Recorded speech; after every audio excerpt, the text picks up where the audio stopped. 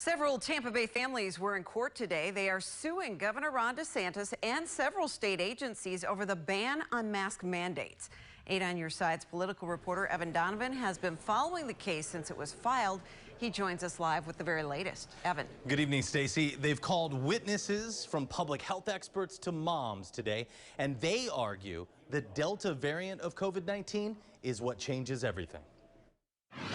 In court on Monday, Florida families, including several from Tampa Bay, fighting for their right to keep their children safe. KRISTIN, Thompson's 7-year-old daughter, has a genetic condition known as trisomy 18. Many people are not familiar with trisomy 18 because 50% of the children pass away in the first week of life. 90% of children with her diagnosis pass away in the first year. So the fact that she's 7 is an absolute miracle. The governor's defense attorneys pointed to several studies, including one from the CDC in May and data from last school year, where 40 of Florida's 67 counties had mask mandates and 27 did not.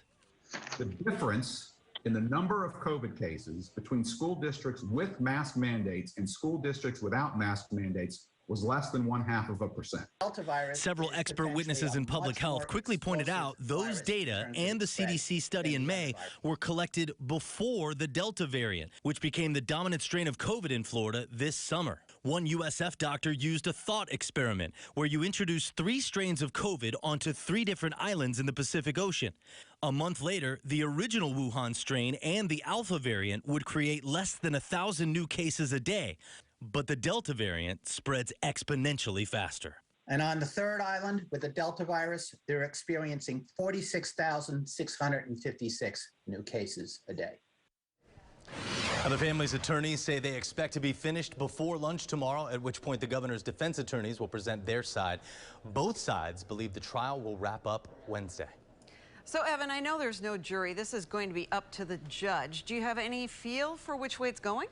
It's tough to say if he's leaning one way or the other, but he did have a previous ruling on an issue just like this last year where he sided with public health.